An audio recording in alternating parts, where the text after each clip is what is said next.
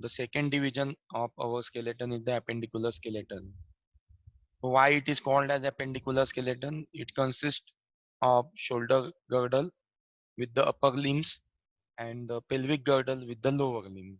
So it has the appendages that are nothing but the hands and legs. These are also called as the upper limbs and lower limbs. So they are called as the appendicular skeleton. This forms a appendicular skeleton. So the first thing we will see, that is shoulder girdle and upper limb. So each shoulder girdle consists of one clavicle and one scapula. So each upper limb consists of one humerus, one radius, one ulna bone, then 8 carpals, 5 metacarpal bones, and 14 phalanges. So total appendicular skeleton is having the 126 bones in the adult body, and out of that the upper limbs has these bones that are clavicle, one scapula, then one humerus, one radius, one ulna, 8 carpal bones, metacarpal bones, and 14 phalanges. So this is the left side and one on the right side. The same bones which are present on the both sides, left and right side. So these may be multiplied by 2. So two clavicles, two scapulas, two humerus, two radius, two ulna, then 8 into 2, that is 16 carpal bones, 1 8 in each hand, 5 metacarpals in each hand, and 14 phalanges in each hand. So you can double this, so that this will forms our shoulder girdle and upper limbs. Now let us see the bones which are forming the appendicular skeleton.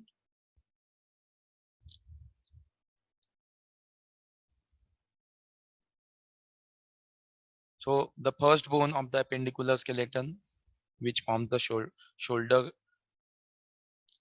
these are the clavicle or the collarbone. These are called as the collarbone too. So clavicle is a long bone which has a double curve. It articulates with the manubrium that we also saw. It has articulation with the manubrium in the diagram, and it forms the sternoclavicular joint and forms the acromyoclavicular joint with the acromion process of the scapula. So with the scapula, it forms this acromyoclavicular joint, while in with the sternum, it forms sternoclavicular joint. So the clavicle provides the only bony link with the upper limb and the axial skeleton. So this clavicle bone is the joining between the appendicular skeleton and the axial skeleton. You can see, you can feel it below the neck here. This is, so it is called as the collarbone. The next is the scapula or the shoulder bone. The scapula is a flat triangular shaped bone lying on the posterior chest wall, superficial to the ribs and separated from them by muscles. At the lateral angle, there is a shallow articular surface, the glenite cavity, and with the head of the humerus forms the shoulder joint. So this humerus of our, the upper bone of our hand, the humerus, and the head of this humerus is a round shaped structure which fits into the scapula, which have the cavity there, and with this it is get joined there to form the shoulder joint. So on the posterior surface, there is a spinous process that projects beyond the lateral angle of the bone that overhangs the shoulder joint, called the acromion process. It articulates with the clavicle at the acromyoclavicular joint. And there is another process, that is the coracoid process, a projection from the upper border of the bone that gives attachment to the muscles that move the shoulder joint. Okay, so by this way, the scapula gives support to our appendicular skeleton.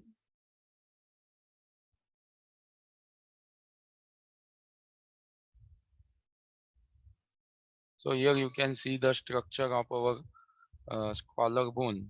This is the collarbone, the acromial extremity, lateral one, and this is the sternal extremity, medial. So this is medial means in the towards the axial axis of our body, while this is the acromial, that is the lateral means away from the axis.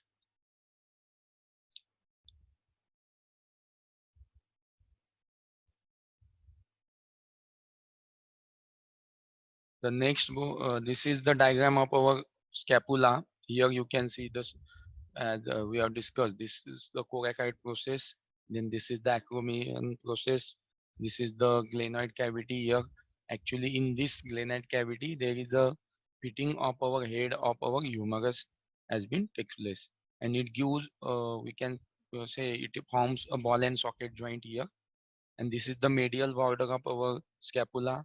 This is the lateral border. This is medial means it is towards the axis, the midline, and this is the outside of our body, that is the edge of our body. This is the inferior angle. Okay, so by this way the scapula gives the support. The next bone of our appendicular skeleton is the of our hand is the humerus. Here you can see this is the neck of the humerus and this is the head. This head has been fitted in the glenoid cavity to form the ball and socket joint. Then this is the greater tubercle, lesser tubercle, then basipital groove here, the shaft, that is the body, and the long bone, that is the shaft. This is the deltoid tuberosity here, some space which has out of this um, our bone. This is deltoid tuberosity. Then lateral supracondylar ridge. Ridge is present here. A fine ridge that is called as the lateral supracondylar ridge. This is the capitulum. This is the place where the radius and ulna joint with the humerus to form the hinge joint. It has a hinge joint with the radius and ulna. Okay. So the humerus, this is the bone of the upper arm, and the head articulates with the glenoid cavity of the scapula, forming the shoulder joint. Then it is a distal to the head. There are two rough, rough end projections of bone, the greater and lesser tubercles, and between them there is a deep groove, the bicipital groove, or the intertubercular sulcus, occupied by one of the tendons of the bicep muscles. The distal end of the bone present two surfaces that articulate with the radius and ulna to form the elbow joint. Okay, so this is forming the elbow joint with the radius and ulna. So radius and ulna, these are the two bones of the forearm. Sorry, the ulna is longer than the mid um, radius, and which is medial to the radius. That is the ulna. When we see the position of these bones, the ulna is medial, means towards the axis of our body, towards the midline, while the radius is away from the body. They articulate with the humerus at the elbow joint, and joins with the carpal bones to form the wrist joint with each other at the proximal and distal radio-ulnar joints. So these forms the joints with this position. Here you can see the the capitulum, the trochlea, and the coronoid fossa. This gives the attachment place for our radius and ulna, while the carpal and wrist bone attaches with the radius and ulna and forms the wrist joint. So there are 8 carpal or wrist bones are present in the hand. The proximal row, which have the scaphoid, then lunate, then triquetral, then pisiform. Then the distal row, the trapezium, trapezoid, capitate, and hamate. So these are the different bones, the carpal bones, which are present in the wrist region. The proximal row and the distal row. So proximal means near to the body, and distal means away from the body. So comparison with the 8 bones, the 4 bones are proximal and 4 bones are distal. So trapezium, trapezoid, capitate, and hamate are the distal, while the scaphoid, lunate, truncatal, pisiform are the proximal. So these forms are closely compact and fitted together and held in a position by ligaments which allow a certain amount of movement between them. So they over, glide over each other and gives the movement to wrist bone or wrist to flexibility of the wrist. Then next are the metacarpal bones of the hand. They are 5 in numbers and forms the palm of the hand. They are numbered from the thumb side inwards, 5 metacarpal bones. So here you can see the radius and ulna. This is having the intercessus membrane inside these bones, and this is the shaft of radius, then trochlear notch, the coronoid process, all this having the joints with the humerus here, and these are the joints with the carpals here. And this is the wrist bone. You can see the trapezium, then trapezoid, then hamate, pisiform, and all these 8 bones are compactly arranged in this wrist region. These are the 5 metacarpals, the first metacarpal, second metacarpal, then third, fourth, and fifth metacarpal. And these are the phalanges, 3 in each fork, and a thumb has the 2 phalanges. So total 14 phalanges are present in each hand. So this forms the palm and the fingers of our hand. Then the next part of our appendicular skeleton is the lower limbs, that is the pelvic girdle and lower limb. That in these bones, the pelvic girdle has the 2 innominate bones and 1 sacrum. Okay, so this forms the appendicular skeleton pelvic girdle. While the lower limbs, each lower limb, that is the leg, has 1 femur, 1 tibia, 1 fibula bone, then 1 patella, that is the kneecap, then several tarsal bones. So in comparison with the wrist bones, there in the wrist there are the 8 bones, while in the legs there are 7 bones, 7 tarsal bones. In the hand they are called as the carpals. In the leg they are called as the tarsals. So each leg has the 7 tarsal bones, which form the ankle region. Then 5 metatarsal bones and 14 phalanges in each leg. Okay, so let us see. This is the innominate bone here. You can see this is having the iliac crest, then posterior and posterior superior iliac spine. Then this is having the place where the actual joint of ball and socket joint with the femur takes place. The head of this femur joins here to form the ball and socket joint with this innominate bone.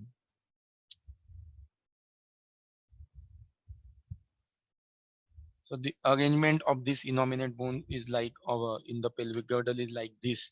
You can see this is the sacrum bone, and this innominate bone on the left and right side, and this is the head of femur which is attached here with this innominate bone and forms the ball and socket joint.